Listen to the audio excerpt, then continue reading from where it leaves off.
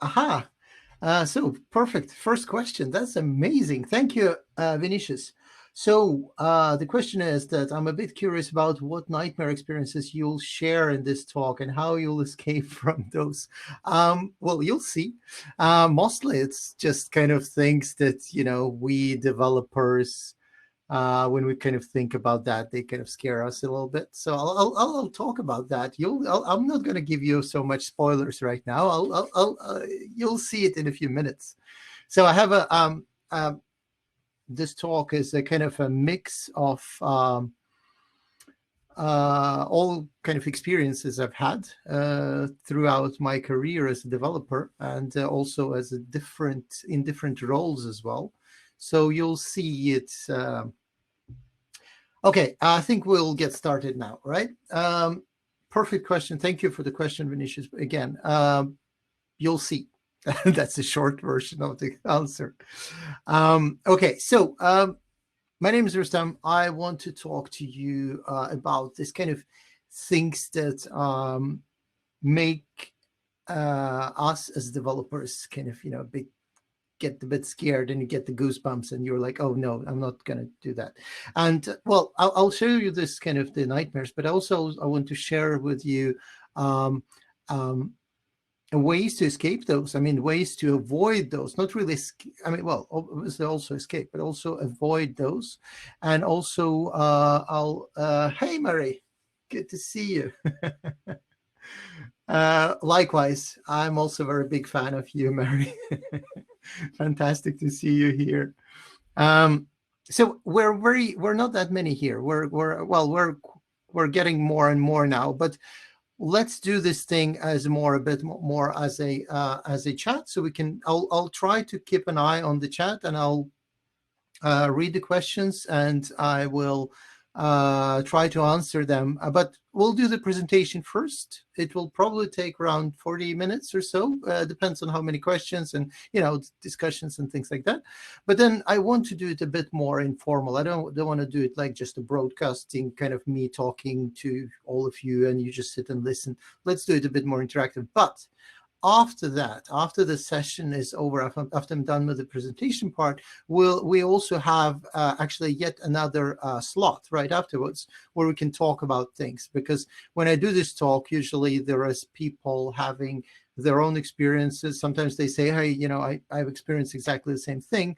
And sometimes they will say, well, I have this problem, how to avoid that, or how to get out of this thing, or what to do, and things like that. So we'll do both, but feel free to comment, and I'll try to kind of stop and do it a bit more in a kind of interactive way. Okay, let's get started. So as I told you already, this talk is a bit of a mix of all those kind of experiences I've had, and also some of those things that came up after talking to colleagues of mine from their projects and things like that. So what kind of projects were really talking? So, I mean, I've been working on a quite large project. So mostly it's Java projects, pretty much all of them, I would say.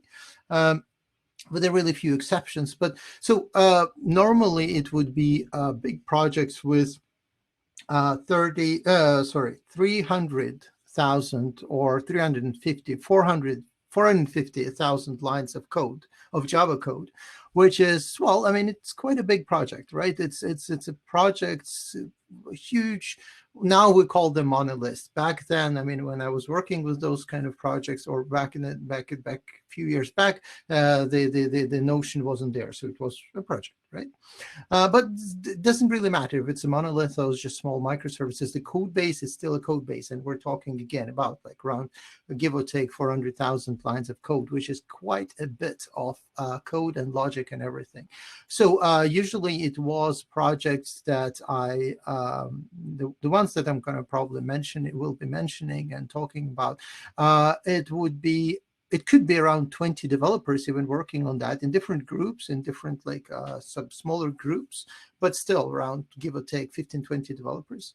And also the projects that's been developing for quite some time. So we're talking about, I don't know, say 10, 15 years of development, kind of going through starting with something really small. And after 10 years, you're still working on this big project and it's still being developed and it's kind of growing and growing, and you get a bit nightmarish in a way, right? So when I was doing all those kind of things, I after a while, after I've been doing that for quite a few years now. So after some years, I kind of wanted to sit down and try to summarize, to put it all together in, and this is what ended up being this presentation, because I kind of see people doing the same errors or maybe experiencing the same problems over and over again. And, you know, I kind of decided, okay, let's spread the word. Let's kind of talk about that. So yeah, my name is Rustam. I live and work here in Oslo, Norway. And I am that's where I am right now. And also I work for a consultancy company. It started as a Norwegian company, but now we're kind of in several Scandinavian countries, also in Romania. So we're kind of expanding now. So it's the company is called Computas. I am also a Google developer expert for cloud. So I do work quite a bit with cloud, mostly with Google Cloud, but well, also other clouds. And I am also a Java champion. So that is a very, very short introduction of myself. And now I want to talk to you about this thing that's Vinicius asked just a few minutes earlier. He was like, what are you going to talk about? And well, this is kind of I tried to kind of to group all those nightmares and things into different categories and see what how they're actually connected, how you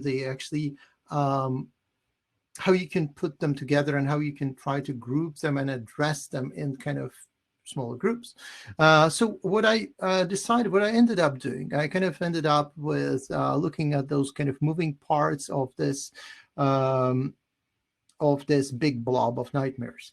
So I ended up with something like this, right? So you have main parts of a typical development project. It is it's a part where you do code. Well, obviously you have to write code, right? So you do code. At anything connected to that. So you have things like tools, you have things like architecture, third-party libraries, and everything. We'll be talking about that. But then another second category, big thing that I usually see kind of involving projects and kind of influencing projects in one way or another is tools. So anything that has to do with the tooling and the way you kind of put things together and, you know, all those kind of things. And the other thing is a documentation. That is kind of probably one of the most, well, I don't know, many developers sometimes don't like to do that. That kind of think it's a bit boring and everything, but it's not really when you have to get into this project that's been for 10 years and you actually have to look through things. And so we'll talk a bit more about kind of the way we document things and everything. Since we were going to be talking about nightmares, so we needed something a little bit scary, and we needed something about a little bit nice. So I have two helpers that I want to introduce. Well, okay, I'll do the confession in a second. So this is the scary one, a little zombie, right? It's supposed to kind of, you know, show you the nightmares, or kind of show you the nightmare part of the things we're going to be talking about. And then obviously we needed something nice, so I have a tiny unicorn. So now over to the confession. The confession is is that I ended up drawing those myself because I just wanted to have something that I can use, and I kind of started doodling a bit on a piece of paper. I think it wasn't actually even paper, it was a digital kind of tablet thing. And I just started doodling and I was like, I can use that. So those will be joining us for this throughout this talk. So you'll see them on the slides. And whenever you see the zombie, it's kind of scary, obviously. And the unicorn is not so scary. Right. So first, I want to start with something that we probably right now will think as I mean, if you have to do today, would think as a horrible nightmare or kind of scary thing. But back in the 90s, which is not that long time ago, I mean, it's just barely, well, 20 years ago. So it's quite some time. In IT, it's huge amount of time. But still, I mean, there are some people that have been working that, like our colleagues and stuff, that been working at that time. I wasn't. I started a bit earlier. I started later, sorry, in early 2000s. So I was a bit after that. But but still, there are people who's here. Is there anyone that has been working in 90s, late 90s, early 90s? Anything? Doing development? There is nothing in the chat, but it's a little bit of delay. So, oh yeah, okay, yes. Hi, my hey, cool. Okay. Hi. Okay, so the guy you see in the chat there, Michael, he is he will show up on one of my slides, at least a tweet of his, because we were talking about things, and then we ended up realizing that no, don't be scary. Don't be scared. It will be just your tweet. It's okay. But okay, so those of you who have been working in 90s will probably know some of those things. For those of you who haven't, well, you'll remember some things, or you will get a new perspective for everything. So let's talk about 90s. 90s were a fantastic time of waterfalls, and I'm not talking about waterfalls in as the ones you see in a picture. I'm talking more about waterfalls as a development strategy, way of doing stuff. So after a while, that wasn't cool anymore, and wasn't really working anymore, and people got mad and everything. So then Agile came by and everything. But 90s was actually time of the waterfalls, and they were like beautiful, fantastic, or horrible waterfalls. But anyway, they were. And the things that we had to do, the things that we were doing back then was writing still Java. I mean, Java was just out. It was still like a really early years of Java. And just to give you a bit of perspective, VI or Vim that you're using, Vim, the first release was actually in 1991. So it was actually, this is kind of thing that we take for granted now as a development platform. That was 1991. So that was still 90s. Emacs was much older. So that's in 76 or something. So, but still, like Vim, 91.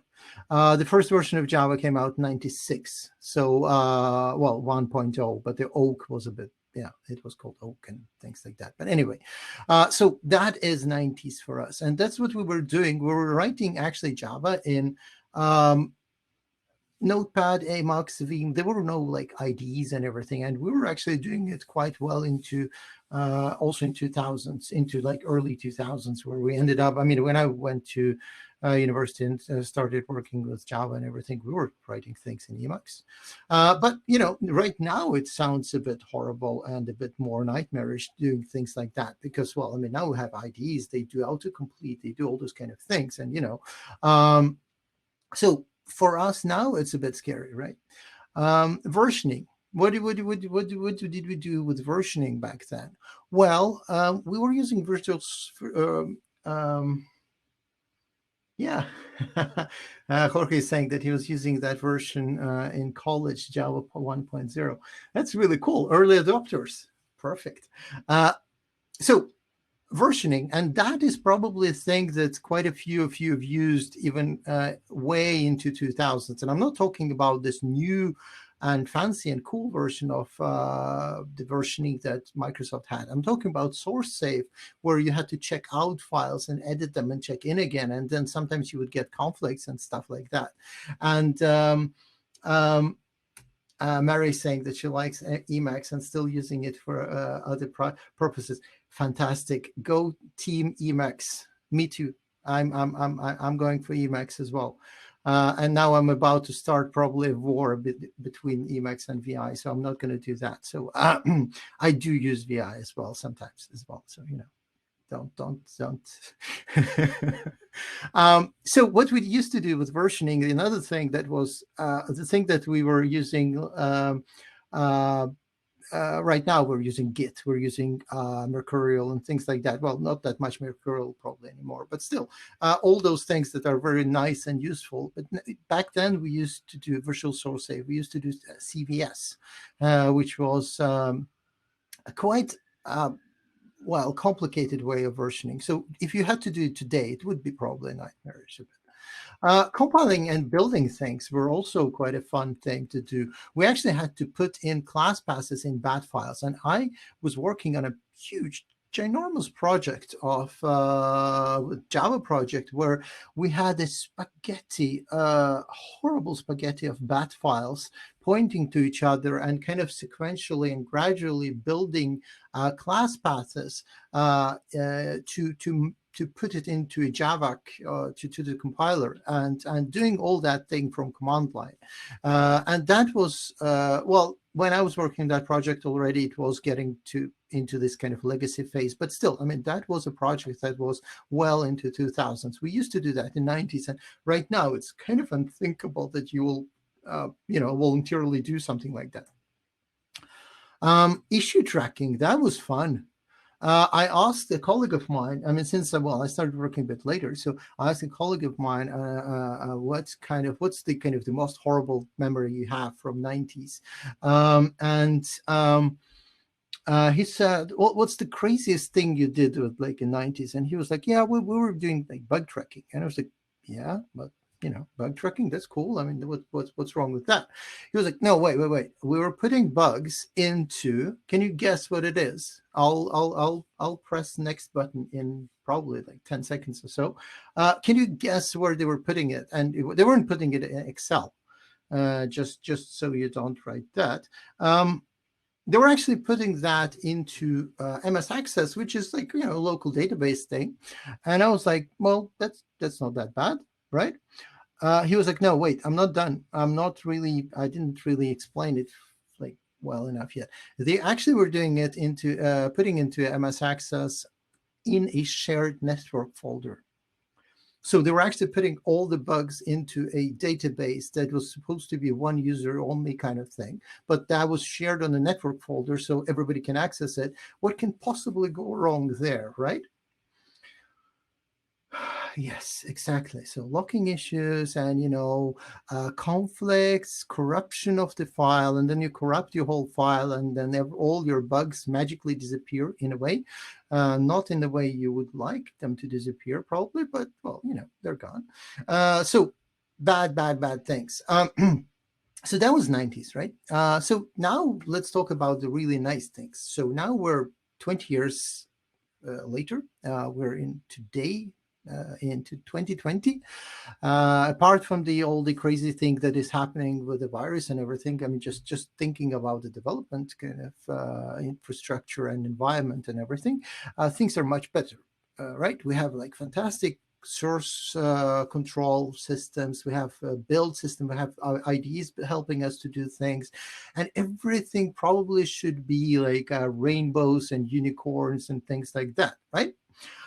Well, I mean, the thing is that this happens.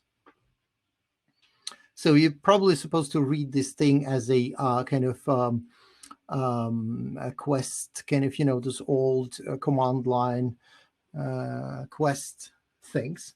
So you're in a legacy code base, you want to run your tests, and then you realize, well, we don't have any tests. We know they don't work. Okay, fine. Then I'll read the specs. I'll read the documentation and see whatever they're kind of how they explain things. Well, we don't have that either, or it hasn't been updated for quite some time. Oh, well, that sucks. And then you try to write a fix, and then, well, you're being eaten by a really, really, really old hack that kind of breaks everything, and hell breaks loose, and nothing is building. And then you kind of lost half of the week just scratching your head and banging your head to the wall and trying to figure out how things work. And this is not just a myth. I mean, this is things I have experienced in the very big projects. You're trying to figure out how things work and trying to understand things, and this happens. I mean, this is true story. This is not a joke, unfortunately. And then this is the tweet that I promised you. This has just happened yesterday. We were talking on Twitter with Michael about kind of crazy things, and then he wrote this thing. Is like, wait, somebody typically tells you as a developer, saying like, hey, wait, do you think it's worth spending time on rethinking your faulty microservice deployment and making all those things? This is not really important. The functionality is much more important. We can just, this is users we're not going to see, so it's not important. Let's focus on functionality. How many of you have seen or heard something like that? This is, well, I mean, I'm one of them anyway. Being told to me or heard someone tell to somebody else, whatever. But, those kind of things, this has happened as well. And this is very typical. Obviously, it happened to Michael as well. So at least it's two of us. We'll see how many of you will say yes to that in the comments. But things like that happen, and this is also a bit of a nightmare situation. So we'll get back into that, and we'll have to have a look into how to address all those things. So let's go back to this moving parts of this code and development and developer nightmare or paradise. We're actually focusing on the positive thing, so paradise. Let's talk about one thing, because when I show you all this, you probably think about one very, very obvious thing, and you're right. You're thinking about, well, this is all those things I hear when people talk about continuous something. People talk about continuous integration, testing, deployment, delivery, all those kind of things. And that is right. So all those kind of things will help you do continuous something. But they don't really have to. I mean, there is also more than that, and you don't really have to do all of those things that I'm going to be mentioning to improve your kind of developer, happiness. You can do just one thing at a time, and it will also be enough. And also the thing is that when people talk about this continuous something, they always talk about that, at least in kind of my experiences, they talk about this like one big thing that will take you to the moon or Mars or whatever, to like somewhere far, far away, and bring you back, and everything's going to be fantastic. But you just have to build this rocket ship first.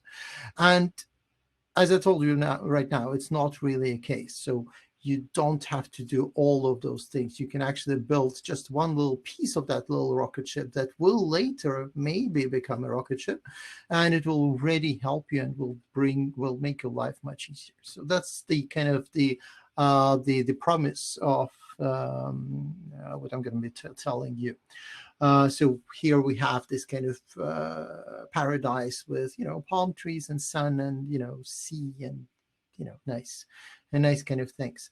All right. So now let's talk about the first part. So let's talk about the development part. And there are a few things that we really need to think about, and we really need to keep in mind. So the first thing I want to mention when it comes to the projects and to the developer projects and user happiness and stuff like that is code quality. It might be quite obvious, but to quite a few of us, there's like, well, obviously, well, everybody thinks about code quality and everything. In reality,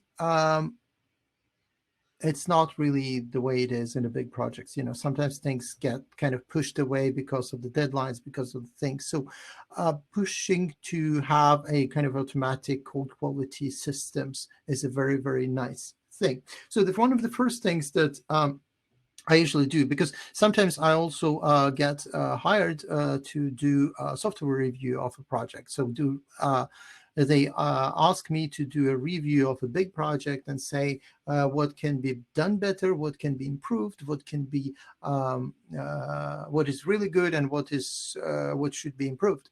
That's the first thing I usually ask, is like, okay, can I see your code, and can I see your code base, and do you know if they have the developers have a code standard that they kind of follow.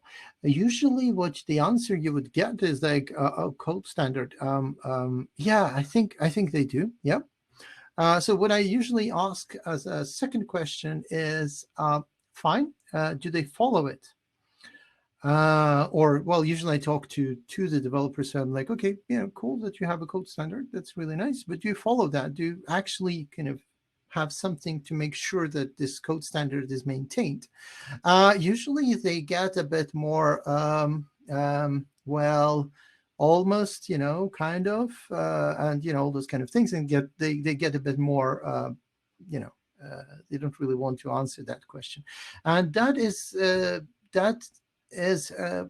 probably not a very good thing, because when you don't follow a common code standard, or everybody in the team have their own code standards, there is no really a code standard, because there will be merge conflicts. There will be, I mean, say you check out a class, or, well, you're going to edit a class that's been written by somebody else with a different code standard. It's going to do all those kind of weird things when you use when you commit that back, and it will be all nearly impossible to see the diff, right, because of all this formatting and everything and things like that. So that is kind of a basics, the kind of 101 of the developer happiness. Have at least something. It doesn't have to be a super complicated kind of way of doing like code standard and everything, but just have it, and have it across the team, and kind of follow it.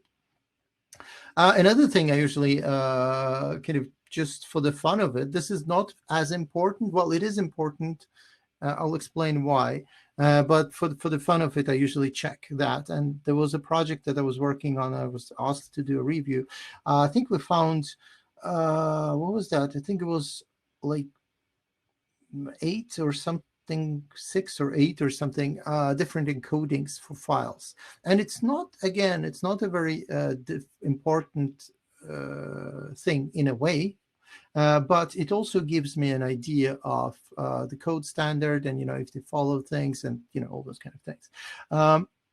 The problem that it might raise is that if you have special characters in your language, which well, I mean, there is in Norwegian, and there is also in Portuguese, Spanish. All those languages, they have like a little extras that you don't have in. At least a little bit of extra that you don't have in regular ASCII thing, or English alphabet, and that might break things. I've seen things being break because of that. So I mean, this is typical Norwegian words with those extra letters, right? You have the A with the ring on top, and you have an O with the slash, and all those kind of things. And then you have, well, for example, probably one of the most known words with a little extra Spain with in, and all those kind of things. All those things, even in strings, may break your system just because you're not having the right encoding in the file, and you're not, the build system kind of assumes something else, and things break. Another thing about the code quality is the MIME types. It's also the same kind of thing. This is even less important when it, like, as a single thing. This is probably not going to break anything, but it probably will give me an idea if you're using like a ton of different editors, like somebody's using Eclipse, somebody's doing IntelliJ, and somebody's using NetBeans, and somebody's going Emacs and VI and things like that. So that will also give me an idea of, probably there is like some issues with the standards, like code standards and everything, that might be a bad thing, because I mean, that's because it's pretty much makes the code unreadable. I mean, it's like it gets you into this nightmare thing, because imagine the project's been running there for 10 years. You're a new developer. I mean, probably, I mean, you might be experienced or not experienced. It doesn't really matter, but you're still a new developer in the project, you don't know the project that well yet, and you try to kind of understand things, and then you just like, oh wow, well, I don't know how this thing works, and then everything breaks, and everything you have to follow like really strange procedures to build it, and all those kind of things. You don't really, you want to kind of be able to check it out and build, and it just works. Another thing I usually ask is code reviews. That is a bit more serious issue. So code reviews, like do actually code reviews, and sometimes actually they're probably one of the craziest or like the most controversial. It's not crazy. I mean, it's more controversial kind of thing. I got an answer was like, no, we don't. Well, no, we don't really do that much because we know each other that well, so we kind of know what kind of code people write. So we don't do that. And I was a bit scared, because I was like, well, this is not about how well you know each other. It's about kind of talking through things, or kind of looking through and trying to see if there are some issues or bugs or possible kind of things, logical faults that the original developer did not think about, or kind of forgot to think about, or overlooked by one way or another. So code reviews is also a really, really important thing. And also as a typical, if you have some kind of people that tell you what to do as a developer, they might ask you, why is this important? And it's like, well, this is not bringing anything to the project. That's extra time you're using doing code reviews. Do you really need to? The answer is yes. And the answer is yes. Why? Well, because the number of bugs will go down, and then you can actually talk through that and explain. And if it's really difficult to explain in the first time, you might want to start doing it gradually and show actually the real numbers. So this is a number of bugs we had a week before doing code reviews, and we started with that number of bugs. The reported new bugs went down, and blah blah blah, things like that. Another thing I want to talk about, I kind of did a little bit already, but I want to talk a bit more about, is the development tools. So development tools is one of the important things of code versioning. But code versioning, most of us think in a bit more simple way, as a way of backing up our code. So you just kind of write your code, do changes, commit, push, you're done, and then you can do some more. But then there are important things there that you also should kind of keep in mind and keep in the back of your head. It's things like branching. I mean, how do you do, what's your branching strategy for your project? Do you do like feature branches? Do you do what is the main branch of your project? Is it the one that is in production, or is it the one under development? What do you do? Because there's a lot of even open source projects or projects on GitHub that they have a little bit different ways of doing that. Very typically would be the main branch would be the branch where the new development is happening, and then you kind of tag versions and things like that. But again, there are many ways of doing that. The important thing is to actually pick one and stay kind of true to that. Another thing is that the complexity of your code, and if you do the proper testing of that, because well, tests is another thing that people kind of that don't know much or don't know as much about development, but still kind of responsible for the finances and money and stuff like that. They will ask you, like, do you really need to write tests? Do you really need to spend time doing all this automatic tests? This is not new functionality. The customer will not say thank you for that. Well, they do. They will, just in a different way, because they will have less bugs and everything, and you'll be able to kind of find out bugs as early as possible. And well, this is a screenshot. This is a few. This is quite. This is not the most recent screenshot of that, but I took a screenshot of some open source projects that were available on Sonar Cloud, the same people that do Sonar Cube. That's they kind of offer you to do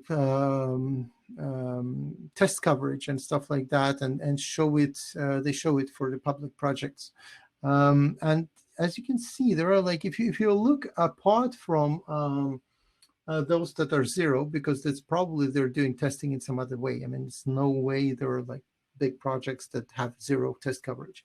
But then you see there is quite a bit of projects in between there. There are some that are kind of getting close to 100%, but there is still a lot of projects that are kind of in the between. And that is a bit scary because, well, when you do some changes and everything, you probably not going to see uh, the errors that you're introducing by changing something, and you might introduce an error in totally different place of your code, right? Well, there's a bit more. I mean, there's a bit more deeper dive into. This is actually fun. This is also not the most recent picture, but this is a project called PMD, which is actually used to find errors and logical and bugs and potential security issues and stuff like that in the code. And this is how their own code base looked. So then you see there are some bugs, and there are like that SonarQube finds and identifies as potential bugs. Not all of them are correct ones. Not all of them are the. Some of them might be false positives, but still, it's a bit. I kind of thought it might be a good idea to show that even the big projects that do bug hunting in your code, even they don't always eat kind of their own dog food. But well, I mean, again, those things can be false positive as well. So you don't really have to think, oh, they're so bad. They're not. And well, there's a bit more deeper dive into this thing. I just clicked around and took a few screenshots just to show you that, well, there are some things happening in the PMD code that probably was not that very fortunate. They probably should have fixed that, and they did fix some of those things, but still, the point is, you need testing. You need to have some static analysis tools that will do that. In this case, it was Sonar, but it could be other things, SonarQube. So static code analysis is a really important thing, and it's a thing that will help you a lot. And it's also an important thing is actually to be able to have a central a job like on a build server or something somewhere that will do this kind of to check out whatever is in the specific branch in your code and run it and show the results, maybe even show it on a big screen on the TV or something in the room. It's getting more and more normal now. It's getting more and more, it's happening more and more often, but still it's not always. Sometimes those static code analysis tools get installed and they're not shown, so it's very hard to see the difference and see what's happening and how things develop over time. And it kind of relies on developers going in themselves and looking at that page from time to time. And well, let's be honest, we don't do that every day or every whatever, as long as it's not into your face and it says like, oh, it's green because it's going up, or well, down, test coverage going up or bugs going down, whatever. It's green, or this one is getting red because of blah blah, so have it on a central server, show it to the developers, and it actually becomes some kind of gamification at some point, where people would kind of get into this kind of thing, that making sure that the arrows are pointing in the right direction, up or down, whatever, depending on the context, but also that things are green, and they will just fix yet another thing just to get it green. And we love this kind of thing, so we end up actually fixing more than we would have if it wasn't into your face. Another thing I want to mention is plugins. So plugins, they can do a lot of help to achieve all those kind of this developer happiness thing. There are a lot of different plugins, but there are like some plugins that will, for instance, if you do static code analysis and you don't have to wait for your code to be committed and built by this static code analysis server somewhere and then shown to you and everything. There are plugins that kind of download the same set of rules that are used centrally. They will kind of show, oh, well, this code that you wrote here, that will have this potential blah. So you can actually fix those things before they even get into the production or in code base. checked in. So there are plugins, and I want to talk about another thing that is kind of my, in a way, one of my personal favorites. It's a third-party libraries, because when we do use well, Java, JavaScript. I mean, you have POM, well, Maven packages that kind of you can specify in POM and that will get automatically downloaded and you can use those. You have NPM and JavaScript. You have, all those languages, they have their own package systems, making it so easy for you to download and install the third-party libraries. But now I want you actually to see how many of you, just write in the comments there. I really want to know how many of you, because I usually do this kind of in a regular talk. I do the kind of raise of hands thing. Oh, I saw. Sorry, I didn't see your comment until now, Jorge. So you say that you use feature branches. That's really nice. That's a very good way of doing that. It's kind of way of keeping them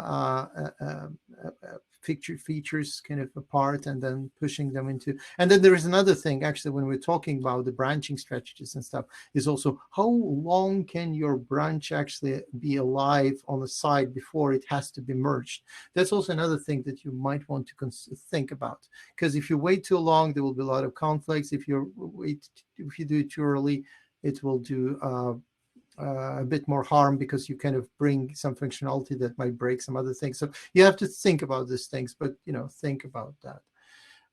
And also Jorge is saying that the code review is a good way to improve your own knowledge and at the same time share it. That is a very good point, Jorge. And the other thing was that when I was a junior developer, like when I was just starting my career, I really enjoyed working, like doing kind of code reviews or pair programming or anything that would kind of end up sitting next to each other and talking, especially doing that with people that were a bit more senior. So I learned a lot. So this is a very good point where you actually improve your knowledge and you learn quite a bit about how others think, how they develop things, how they attack problems, all those kind of things. But back to the third-party libraries. So I want you to say here in the comments, how many of you actually follow your third-party libraries and have a rough overview of known issues and vulnerabilities, especially like security vulnerabilities. That's a really fun word to pronounce. Security vulnerabilities. How many of you actually do that? So I think see one. So Michael. Yeah, okay. So you're using Sonatype CLM. That's fine. That's perfect. But the thing is, very often, I mean, it depends. I mean, how many of you will write or want to write it in the comments. But the thing is, when I ask it in a room, there will be probably 4 or 5 people in total, and there will be like a full room of, I don't know, 100 people or more, 200 people or whatever. So a lot of people don't do that, but it's getting more and more normal now. There are more tools to do that. So it's getting there. It's probably, if I would ask it now in a room, I would expect a bit higher number than that. But I probably would still be very positively surprised if I would see like 90% of the room going like this. Probably that would not happen. So far it's just one person said yes. Well, but it's a bit hard to. This is not a real kind of in-person session, so it's a bit hard to judge any to get any numbers from that. But anyway, another thing I want you to, and that's actually usually is getting even less hands up in the air. How many of you actually studied the licenses that the third-party libraries that you're using are being distributed under? So, like, do you know if your license, if the third-party library that you just pulled into your project because you needed something, say you needed to, well, I don't know, create PDFs, and then you just grab the first and best library out there and you put it into your project and you just continue coding. Everything is fantastic and peachy. Have you checked the license? Do you know that some libraries even have, even though they're open source, they might have dual licensing? Yeah, I see. Somebody's saying very important. Yes, it is. Okay, there is one. I will guess Ronaldo is basically saying that he checks it. I assume that you do. So Jorge is saying that if you use third-party library, we need to check and make sure for the license in our project. That's perfect. That's exactly what I want you to do. And those of you who do that, you are my heroes, because I mean, this is a really important thing, because one of the projects that I was reviewing, I just realized that they were using, it was like a government project, so it was quite big and everything. And they were using this library that was made by a university somewhere on the other side of the world. And it was distributed under GPL, which is cool. But the problem is, if you integrate into your code a GPL license library, that automatically makes your code GPL, as long as you're not using some APIs and stuff like that, or web interfaces or whatever. If it is part of your code is GPL. So basically, I kind of scared them a little bit, and I said that, hey, I see that the library is using GPL, so I need to look into that more. Worst case, your whole code base will have to be open source. And it doesn't mean that it will have to be on GitHub public. It does not. Basically, it says that it has to be, if I remember it correctly, correct me if I'm wrong, but last time I checked, it was that you had to be able to provide source code on request. So basically, anyone can call that said company and say, hey, I know that you're using GPL libraries in your code. I want to see this whole source code, and it has to be made available for me. And that might not be the thing that you really want to do if you're using some kind of commercial or very kind of critical thing, and you don't really want to release some of those things, like know-hows and things like that. It might be. It also might be that you are even not allowed to earn money on this code that you're writing, if that is the purpose. But then also it can be basically the thing that if you're making money on that, you have to pay them, and you're not really, you would do that, but then you weren't really aware of that, so you're not doing that, and that kind of sucks as well, right? So there's a lot of different issues that can arise there. But just think about that and keep that in mind, that might be actually a case. All right, let's speed up a little bit. So there is another article. So this is a few years back, but this is still very valid article there, where they talk about why those kind of things are important. And I will show you, I'll show you the link, so you'll see there in the yellow. Right. Well, I'll do this. So take a screenshot if you want now, and we'll move on. So this is kind of why you should do this kind of thing, and this is an important thing. Another thing about the third-party libraries is that, are they actually being updated, maintained, and compatible with the other things that you're using? And that is also an issue, because sometimes the libraries kind of silently get abandoned, so people stop developing or pushing any new things to that, and that might be an issue, because that will bring some you will not get, for example, security patches if there is like known vulnerabilities that out there and they're not getting patched. And that's also another thing that people don't really think about. I mean, how many of you know, like, I mean, or can easily check what version they have in their own code base, and what version that is publicly available? Well, there are plugins for that, even built-in plugins in Maven and stuff like that. Very nice and very easy. But how many of you do that? Probably not that many. And just to build under that, there is this project by Google that they do from time to time. This is, again, a few years back article, but that's because they kind of, I couldn't find any new reports on that, but this FISBAS project is still alive and very well doing. I just checked a few minutes earlier. But so thing is, you can actually see how many different issues that are not really necessarily developer related issues, but that's in the open source projects that they kind of discover, and those get fixed and they get explained, well, they fixed and released. And if you don't follow, and if you kind of don't check if it is, so I see that there are like 1, 2 saying that they check for the versions. That's really, really good. But then still, I mean, it's still just very few of you. And that's very normal. This is what numbers I usually see when I talk to other people as well. For example, that's another article that was released by SNCC, where they had a lot of vulnerabilities in like top 10 Java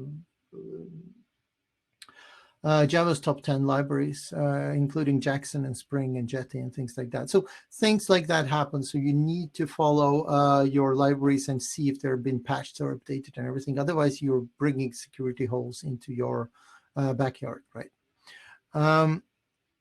Yeah, and that's also the number of vulnerabilities and how fast they're growing and stuff like that. So there is a lot of things being found and patched and everything. That's the kind of the long story of that. There's more and there is more and there is more. There's a lot of articles about this kind of stuff, right? And there is even more. I'm not going to go into those kind of things in too much details. We can talk about that later. But yeah, the point is that there is a lot of things happening and there is a lot of things getting patched. So kind of think about that. Another thing that I really, really want to mention is this way of going from a code to a deploy. There's a lot of things happening in between, like packaging, delivery, deploy. How do you actually deploy things to a different environments? You typically would probably have different environments. You have one for development, one for testing, one for staging, one for production, you know, all those kind of things. Are those all those kind of steps are automated? Are they manual? Because if they're manual, there will be errors. And if you do the same release process on 2 different environments and you're still doing it manually, you might be fine on one and you might have errors on the other one because you just did something wrong in between. So they have to be automated. Yeah, and the other thing that I already mentioned is that this thing that do you actually have a development environments where you have those different things. Another thing I wanted to mention also is the tools, because you have this kind of the good, the bad, and the ugly of the tools. There's a lot of tools that do this packaging and delivery and everything. You have Maven, you have Gradle, you have all the million different build systems and all those kind of things. I'm not going to preach or kind of tell you what to use. I'm just saying that use whatever you want.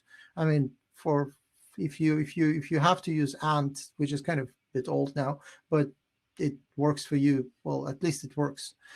See if you can upgrade, see if you can do something about it after a while. But if it works, well, you know, at least you have something. At least you're not doing it by hand and stuff like that. Another thing I want to mention is the architecture. That's another thing that I look into when I look at the code bases. And that's also an important thing. It's like, how is your actually code base looking like when you build it? So this is kind of this picture. I thought it really illustrated really well this huge, enormous monoliths kind of growing right into the cloud, and then they kind of stay there. That was the thought of this picture, behind this picture. And this is kind of things I try to look for and avoid and see if there should be, or maybe you might do something about it, or might have to do something about it. So architecture is an important thing of your code base. Does your let's start with something very simple. Does your the way your system is built, I'm talking about the system, the way it like running system. Does it support continuous deploy? Can you actually do this continuous deploy a new version without users noticing it or anything like that? It might be quite difficult to achieve, but if you can achieve that, try to do that. You don't have to, but try to strive towards that, because if you do that, that will make your life so much easier. If you have to roll back with bugs, you have to deploy new versions, you can do A/B testing. For example, you can show some version of an app to one user and some other version of an app to another user. You can do a lot of cool things if you can do this kind of thing. So think about that. Another question I usually look into or kind of dig into is the application architecture itself. So the way application is built, and also the way integrations with other systems are made. How does the whole thing work, and how everything is connected, is like the coupling and everything, all those kind of things is very important. You don't really think about that when you know system really well, and you just know that it's going to pick the files from there and ask that database and wait for this call and all those kind of things. But think about that and think, will that actually scale? Will that give me this continuous integration and deployment and stuff like that? Things like this. Another thing I want to mention when it comes to architecture, and that's the last thing when it comes to architecture for now, is that the code package structure. So the way the packages inside your code are structured. And I'm talking about like back in the days, you could do like sub Maven projects and like sub palms, and then you can do one main palm, and then they will all build together and everything. That was before the Java Jigsaw and everything time. Now you can actually do even finer and more kind of fine-grained modules and everything that is even better. So things like that is important. Also, how much dependencies are between the different packages. So I actually also did a very simple analysis where we kind of tried to draw and to visualize all the dependencies from one package to all the other ones, and then like did it for all the packages.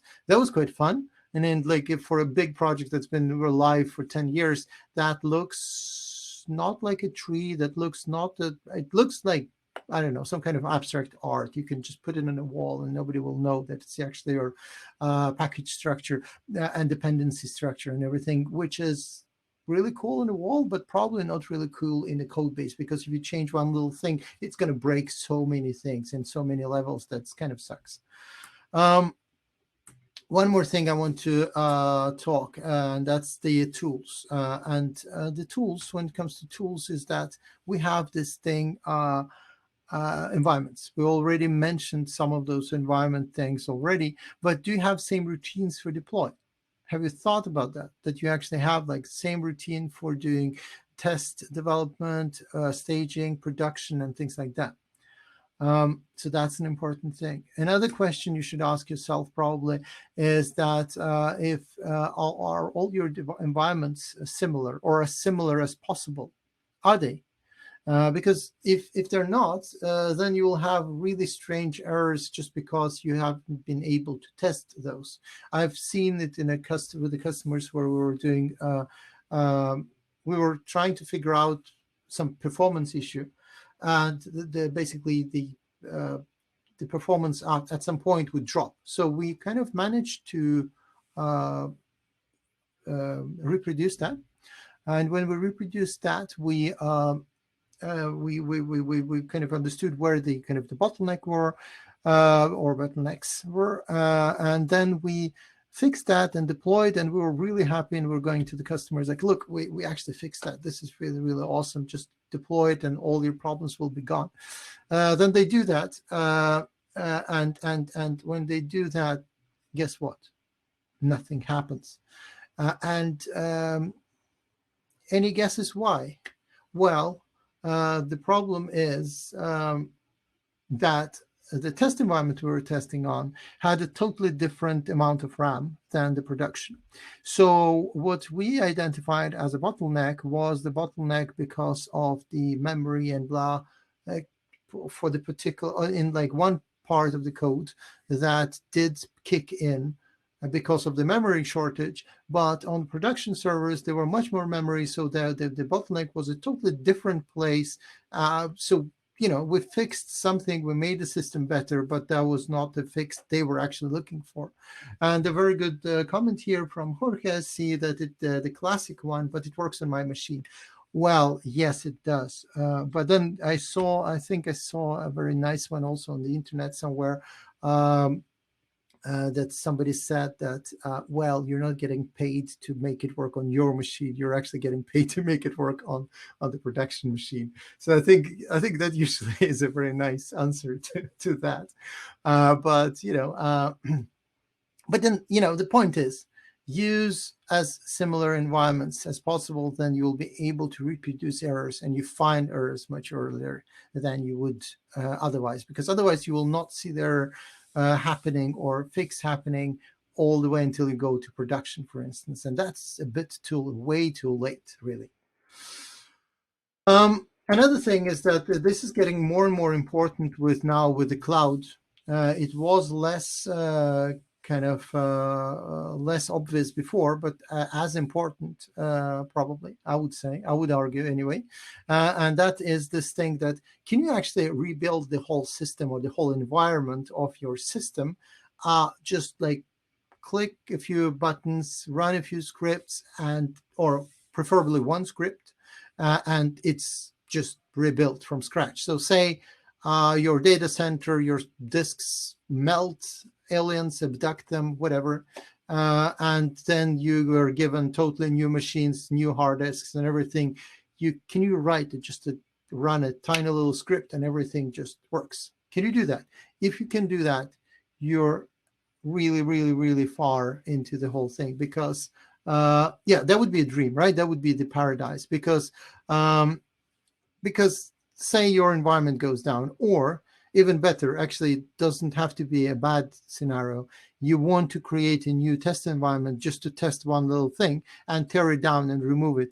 With the cloud, it's so easy, right? You just create a few virtual servers, virtual machines, blah, blah, blah. Everything is running and working. But then you have to have a script, so you don't have to actually sit and click there and deploy 400,000 lines of code manually. That's not going to fly anyway. And again, it should be possible to do in different environments. You just kind of specify environment and bam. So what else? Oh, this is fun. This is really, really fun story.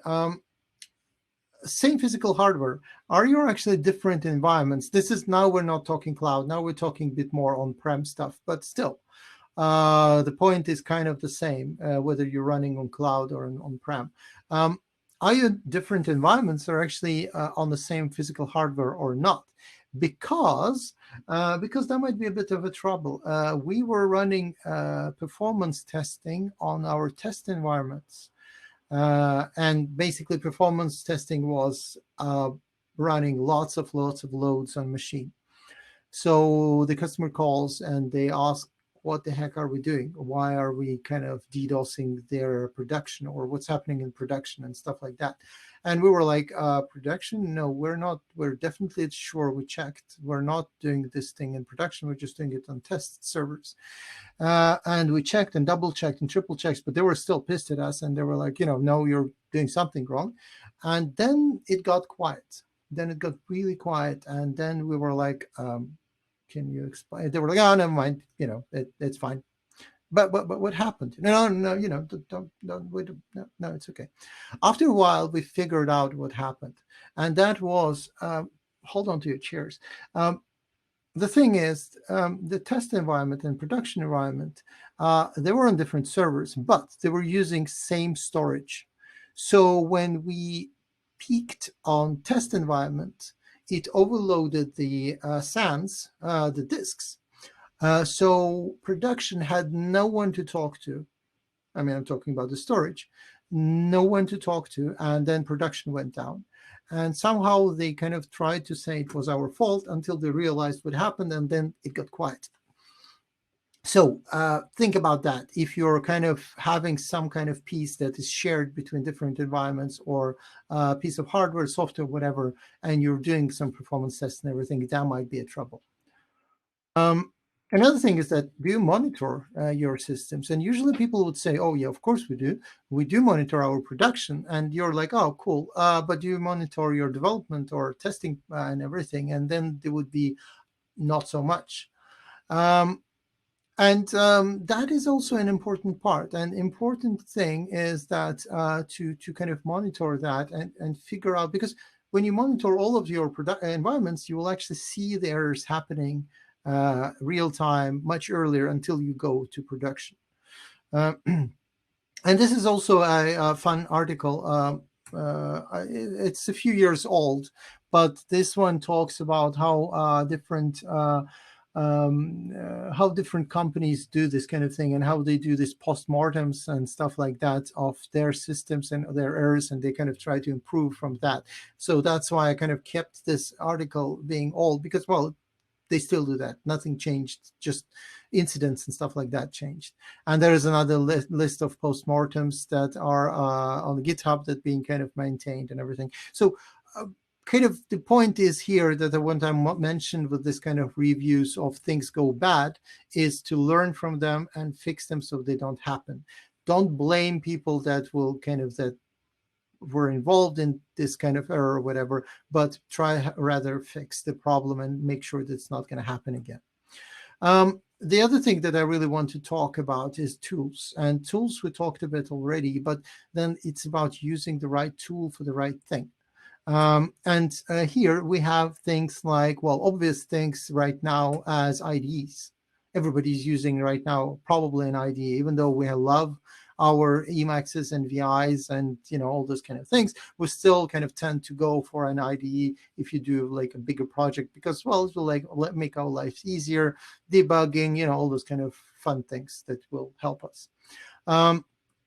Another thing is that are your tools really integrated with systems like, well, SonarQube we mentioned already, or integrated with, like, can you run unit tests and everything? That's kind of commodity now that everybody can do that. But are you actually doing that? And, make sure that you do. Another thing is that sometimes you might want to do is that you want to create your own special checks and run those checks at the commits.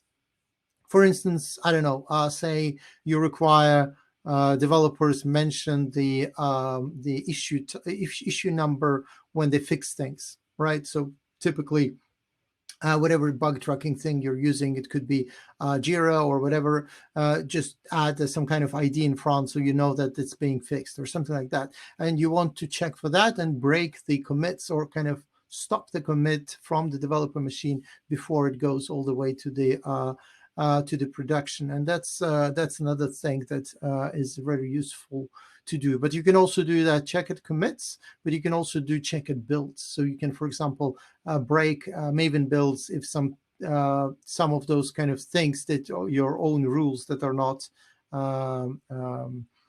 not being Git hooks, for example. Yes, right. If you're using Git hooks, if you're using I don't know, SVN and stuff like that, you can do something else. And there's a lot of ways of doing that. But that's why I'm kind of not mentioning a specific thing. Whatever you're using, make sure that you do this. Most of the like the source control tools, that they provide that. But you can also put that into, for example, Maven. You can break your Maven builds if things are not satisfied.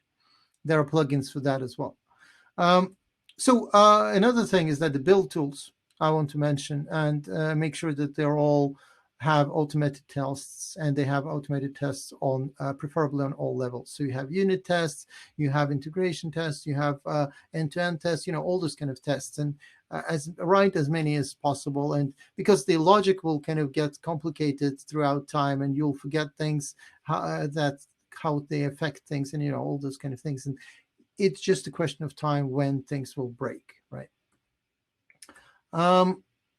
Build tools, there are many. Pick one, stick to one. There is a lot of them. I don't want to preach, or like there's a lot of them. for cloud, not for cloud, for on-prem, for whatever. Just have one, and make sure that it does what you're supposed to, that you want it to do. If not, look for something else, and so on. Build tools, again, I'm not going to mention like specific ones. I'm kind of fan of Maven because I've used it mostly on most of the projects, but the Gradle is good, and and you have lots of other ones.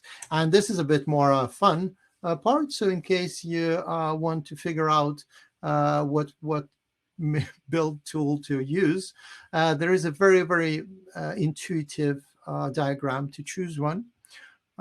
Isn't that intuitive, right? Well, that was supposed to be kind of a break in between the old kind of the serious stuff. So this is more of a joke. Don't think about too much. But anyway, it's kind of crazy how those go into different directions just because. Anyway, last thing I want to mention before we kind of go more into this discussion thing is the docs. And that's also another kind of obvious thing, and also not as popular thing with us developers sometimes. But first of the things I want to mention is that goes onto this development or documentation for developers kind of thing, is tools for collaboration. There are many different tools. You can have things like, well, yet another drawing of mine, by the way. So I didn't draw just zombies and unicorns. I did draw a computer. But, well, the point is that you have like things like wikis. You have some kind of collaboration tool. So that might be something like Confluence, or it could be just a wiki, or it could be anything really. As long as you have something, make sure that you kind of use it. And you also have different ways of communicating, right? You have chats, you have Slack, you have IRCs, I don't know, whatever you're using in your project, just make sure that you have something and you're using that. Because, and also a very important thing here, especially with this tools for collaboration thing, is that pick one and stick to one. Because I talked to a colleague of mine and I asked her, and I was like, what's the craziest thing you have experienced? Because I was doing this talk, I was preparing this talk, so I kind of asked different people. And she said, well, I have experienced this crazy thing. And I also actually experienced that myself in another project. And when I was doing a code review, and I asked them, do you use any tools for collaboration, like SharePoint, Confluence, anything really? And they're like, yeah, we do. Yeah, sure. And I was like, oh, cool. Which one? And they were like, oh, we have two. And I was like, two? Yeah, we have SharePoint and we have Confluence. Oh, perfect. That's an interesting approach. I wouldn't do that myself, but cool. But which one is the most updated? I just want to read some more documentation on that. Guess what they said? None. So if you have more than one, you're not going to update any, probably. Or you can update a little bit there and a little bit there, and it will be kind of deserted after a while. That sucks. So make sure that you have one and you stick to that. Another thing was that another drawing that I made was the issue tracking. So the way you kind of keep control of your bugs. So this is more, I'm not sure if this issue tracking system, I think the thing I draw was kind of a bug containment system, I guess. But anyway, that doesn't really matter. But the thing is that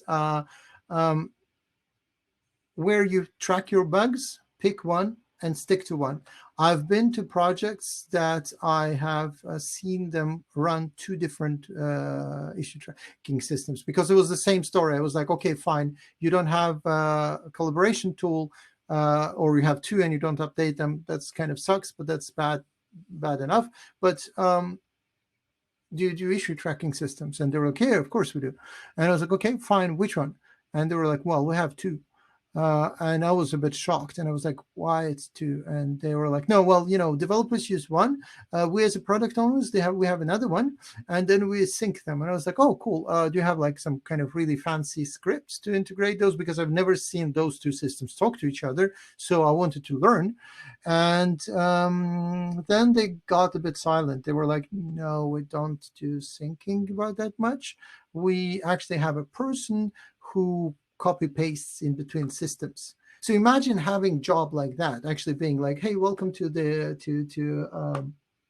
yeah, well, there's a lot of different ones. Like Miro is one of them. It's really nice for, I guess it's a bit more for like kind of the yellow, what do you call that? The post-it notes kind of thing that is very good. But well, I don't know, whatever works for you, that's totally fine. Just don't have two and sync those manually. And I talked to a colleague of mine and I told her this thing and I was like, oh my God, do you know what they told me? And she was like, yeah, well, I've seen that before and that's not the worst. And I was like, okay, fine. What's the worst? Tell me. And then she was like, yeah, well, the project I'm working on right now, it's been a long time ago. So all those projects are gone and everything. So I can talk a bit more about that. But the thing is, she was like, well, the project I'm working, they actually have 3. And they're also being synced manually in between those as well. And that's kind of crazy, right? Imagine that, you have to sync manually bugs, and how many bugs actually get lost in integration or translation or whatever, right? Last thing is I kind of want to show you again is all those moving parts, and just to remind you about all of those. And there are many ways of getting there, but just pick one and stick to that. And again, I'll want to repeat again, is that you don't really have to pick one specific thing and kind of see all the way through. To go for another one. You don't have to go like all the way to full automation of some totally like super crazy, super fancy, and it's all or nothing kind of thing. It is not. So try to kind of pick something and try to make it a little bit better. So this kind of rule of Boy Scout kind of thing. So whenever you kind of come to this area, try to leave it a little bit better than it was when you arrived. So try to do that. So try to make it a little bit better and a little bit better and a little bit better. And at some point it will get much better.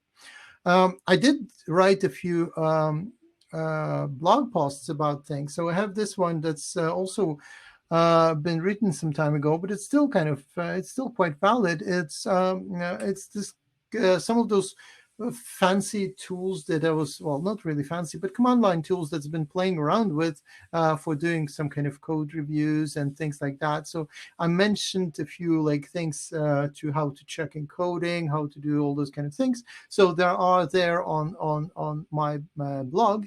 So you can more than welcome to go and check them out. There will be a bit further down in the list because, well, it's been some time since I wrote that, but I mean, it's command tools, so they don't really change much, and I didn't really see that much breaking sense, so I didn't really update that yet. And there is another thing that, because people were asking me to do this kind of written version of this talk, and it's, even though it's really hard, I kind of tried to do that. So there is a written version of one of the versions of this talk where I kind of try to go through the main aspects and explain why those things are important, stuff like that. This is definitely not exhausting kind of list of things. It's not all of these things, but there are main things. And I think, yeah, there should be quite a few other posts that are on my blog, and I will be posting some more. I have a few in the backlog, so it takes some time to kind of polish them and make them nice and push them out.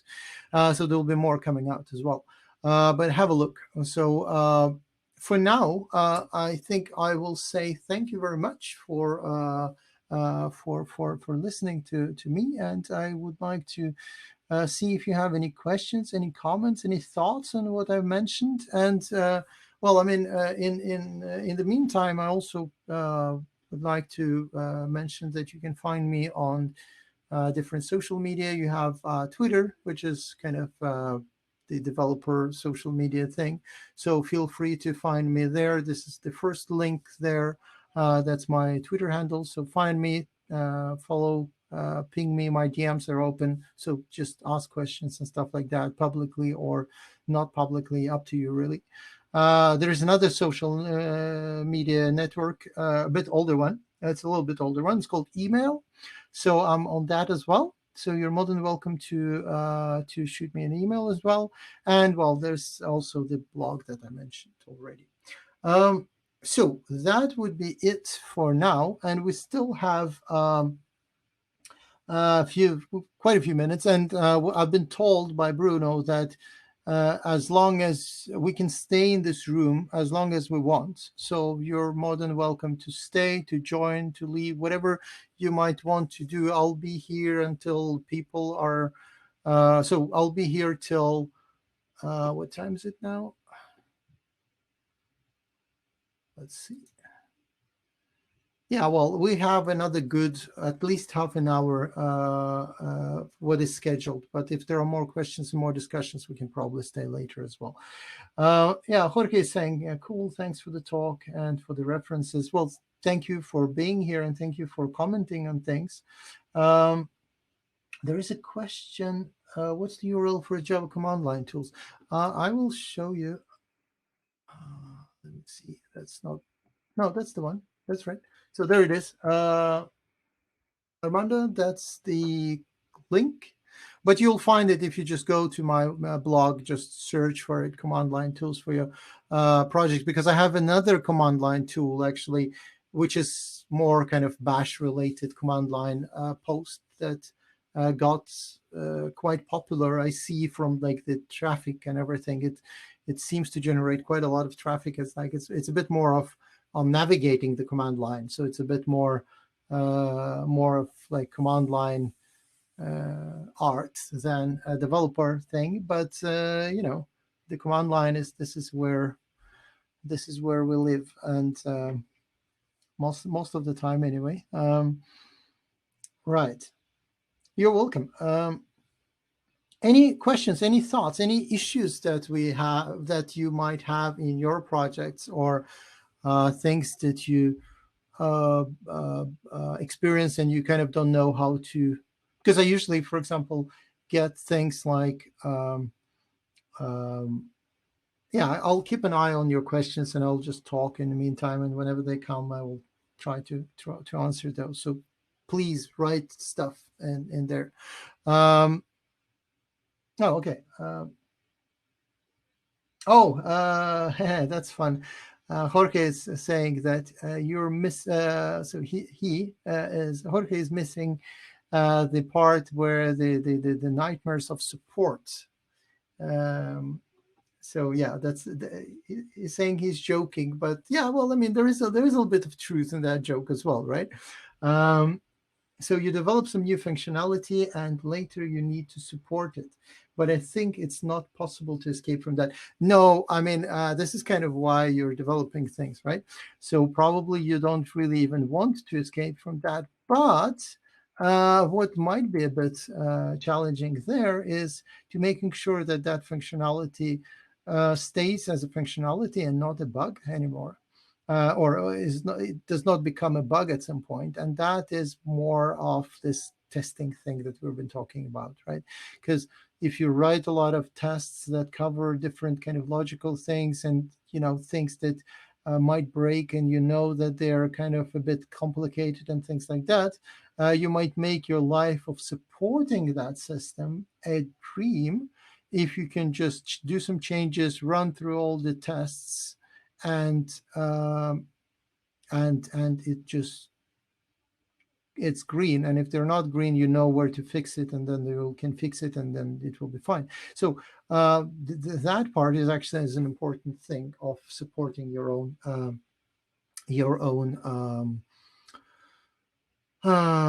projects and stuff like that. And that was I think that's a very good point, and it's an important point to kind of keep in mind. So try to write as many tests. And also, well, one important thing, I'm not a very big fan of people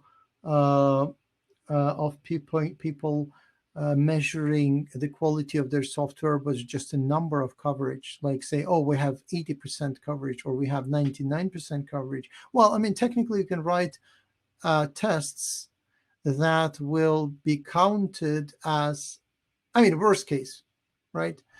The worst case, you can write a test that just returns true, without any logic or anything, and that's coverage, but that's not really anything useful, right? So I'm not really a big fan of the numbers, and whenever managers come and say, "Well, we have to measure the quality of our software or developers and stuff like that by number," I would say, "Well, that's probably not a good idea unless you do some other things as well, because running after numbers will make your coverage go up, but doesn't mean necessarily that the quality of actually the tests will go up." You might have like 10% coverage and still have a much better coverage, like logically, than with 90% on bad tests. Rodrigo is asking how being part of the Java community helped your career. Um, I think it helped in a different, really, levels. Is that one of the things is that is very, very, very useful and very helpful is that being able to meet different developers. So, I mean, when I started doing this talks and talking at different conferences and stuff like that some years ago, it was really, really nice because it would let me do basically two things. It would let me meet developers from different countries, continents, cities, companies, different levels. But it will let you meet them in and discuss the problems and realize that some of the problems that you're having, they're not actually as unique as you might think that they're actually having as well. And the other thing, the second side of it was also to meet other speakers and people that are very active in the community in kind of producing content and stuff, because you actually get to meet some, well, call it stars of the community, right? With people that have written some really cool libraries and cool written books. It could be even maybe somebody that you used, some books that you used at when you were studying at university or when you were learning the language or anything, or you just, and then you meet those people and you actually get to talk to them and kind of, it's a part of the community and everybody's walking there and everybody's friendly and nice and everything. So I think it's a very different, it did help on a different levels, and it's also helped me to get some more ideas. You can just sit there with someone you maybe even haven't met before, and in that community, and you just discuss the problems that you might have and or ideas that you might have. It's like, hey, I have this crazy idea. What if you do this and that and put them together and maybe it will solve this? And then they will be like, oh, well, you don't have to do that. There isn't a library for that. I just read about that and just tell you about that. And then you don't really have to reinvent the wheel all of a sudden, and things like that. So I think it's community part is a very important thing, and it's uh, um, very, very cool and helpful thing as well. And now with this times where everything goes virtual, it is even more interesting because now you can actually get to travel to different places without like actually having to leave your comfort of your home. So you can be just at home and attend a conference. Like, well, I mean, I'm talking to you from Norway, and most of you are in Brazil, right? So there we are, and things like that. So actually, I would advise you to try to look for those possibilities and see if there are other conferences that you've heard nice things about, maybe, or things like that, and you want to attend, but you couldn't attend because it was too far, too difficult, to whatever. But now you can do that virtually and see if you can meet new people and things like that. I think that's a very nice thing. So Jorge is writing, maybe you can comment about the nightmare challenge of keeping up to date nowadays as technology changes faster. Oh, that's a very good point as well, Jorge. Should we focus on being a specialist or a generalist, or it depends? That's a very good question, and it's a very difficult question, Jorge. I guess a lot of things in IT, especially, have this fantastic answer that It's very easy to give, but nobody really wants to hear it. And that is, it depends. Because it's really hard to say, because I mean, I think, yes, definitely it is hard to keep up with a lot of things happening. And at some point, you need to pick what is interesting and what's your kind of core thing. So yes, there is a new version of PHP coming out, but maybe you don't really need that because you're working mostly with, I don't know, say JavaScript or Java or whatever. So at some point you need to filter some of those things. But at some point, my thing is also, my advice is to be generalist on a high level. So it might be a good idea to know what's happening and what's going on. But you don't really have to go into details for all of those things. And at some point, with experience, you will be hearing about things, and you will know approximately how they're built or how they're being put together without really needing to go into details. But especially like for example, for me, I love going to conferences because especially when I do talks, I mean, then I get to attend the conference. That's really good because it tells me about things that I might not have heard before. It tells me about those new things that are the trending right now, or it gives you more details about that and things like that. And that helps quite a bit for me because I work as a consultant. So I don't, what kind of technology and what kind of stack and things like that will people choose or customers will choose will depend on the project and on the customer. So for me, it's quite important thing to know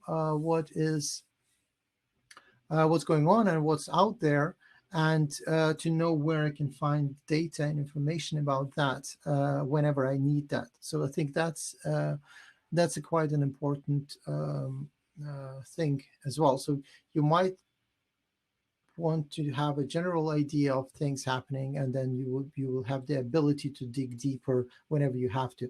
But again, that depends on the role you have. So if you're having the role of a kind of in-house developer and developing on a specific stack, obviously you'll get a very specialist on that stack, but that might be also a very good idea to have a kind of an overview of what's happening. There is this concept of I-shaped people and T-shaped people. So I-shaped people is just like you have your own kind of uh, field and you know it very, very well, like deep.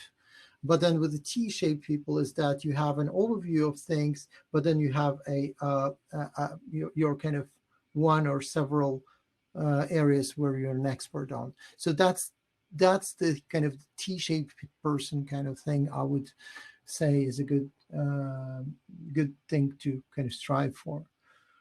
So Jorge is saying, I agree, just in time learning. Yes, in a way, but I mean, still, there are so many things that will be really hard to know everything, and you cannot just sit and code 24 hours a day either. So you have to kind of stay with, like, live a life as well. So and that's another thing, kind of the work-life balance kind of thing. So don't, you know, try to do different things. So try to, move around and do other things other than just focusing on development, because that will actually help you do stuff to learn faster and be more kind of energetic and those kind of things.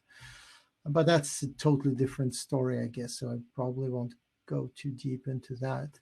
We still have some minutes. We just trying to keep track of time. We still have quite a few minutes. Any other thoughts? Any other comments? Anything that you want to discuss or ask or anything?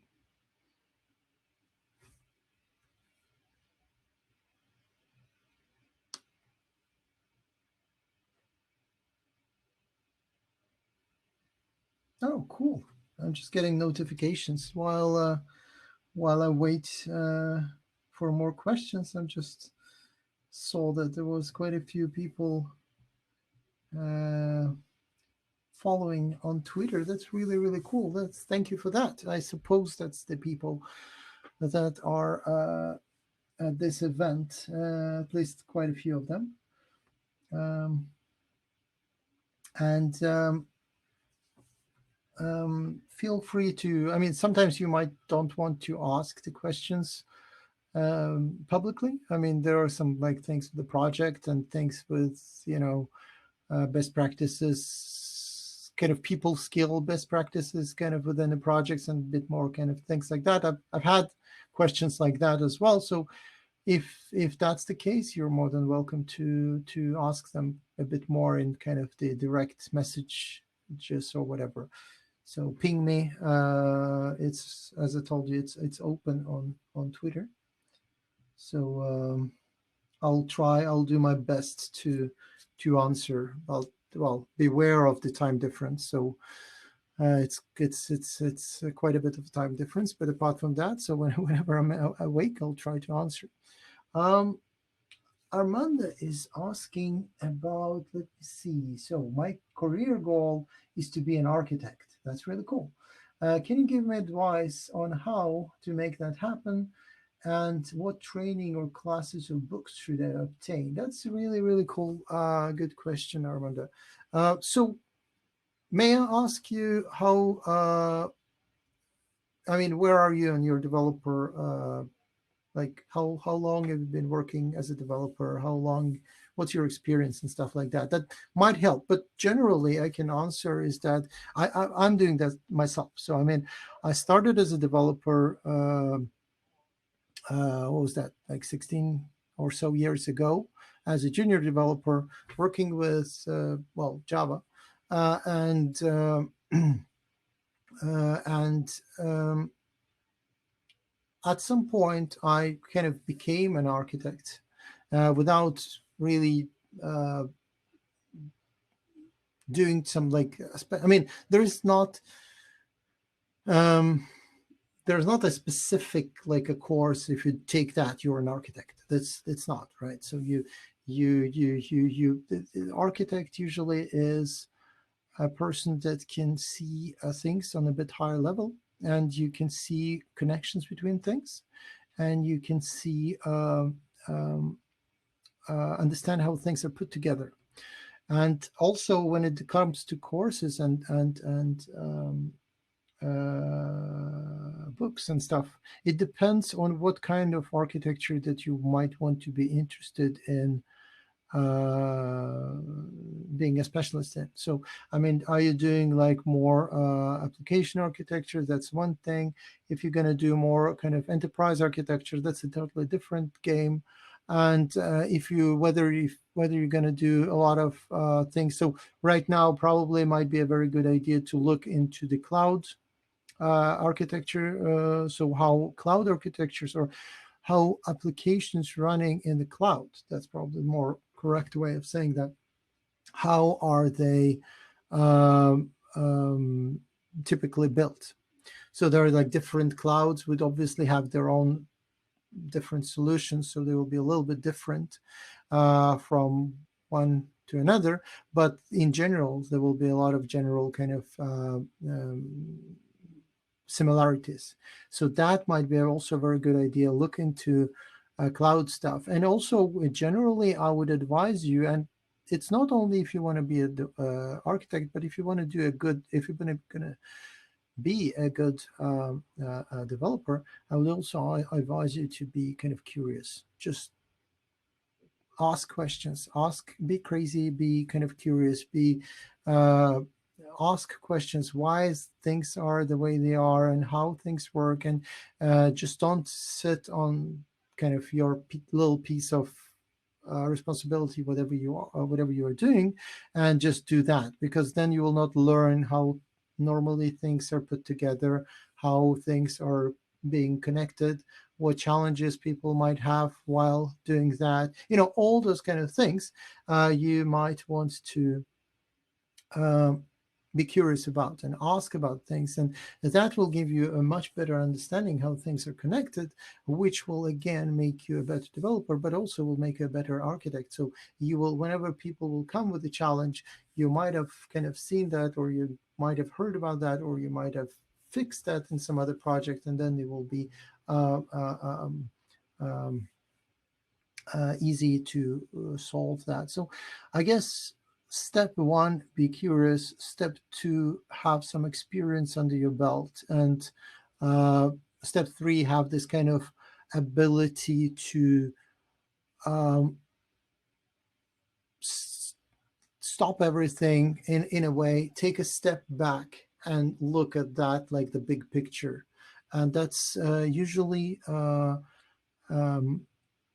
and another thing is that, for example, you will see also as a developer or architect is that a customer or whoever the product owner is, they will ask you to do some things, but it's not necessarily the best thing, or it's not necessarily that's exactly the thing that they want you to do. So that might be also a good way, and that's also one of the traits of a good architect, is to kind of respectfully and nice and kind of, in a nice manner, but question a little bit uh, the uh, the request, not just question just because, but the thing is just try to understand why people ask you to do things. I was like, oh, I want this button. I was like, yeah, that's cool, but why do you need that button? What you're actually trying to solve. And at some point you I know we're talking about architecture, like application architecture. We're not talking like a big picture enterprise architecture kind of thing, but on that level, just like have a bit of a kind of calm to take a step back, see what's the actual pros and cons of the things, and why people are asking to implement one thing or another, and see if there are better ways of solving that. There might be not, but just it's worth to actually have it on your checklist and say, well, I did think about the other possible solutions, and they were not. That's cool, and things like that. So I think there are no really one single silver bullet to, like, if you do this, you'll become an architect. But I think, like, experience is an important part of that. So Jorge is saying, in my humble opinion, attending events like this one and technical ones help you keep aware about what's happening, so you can choose what to learn in your field.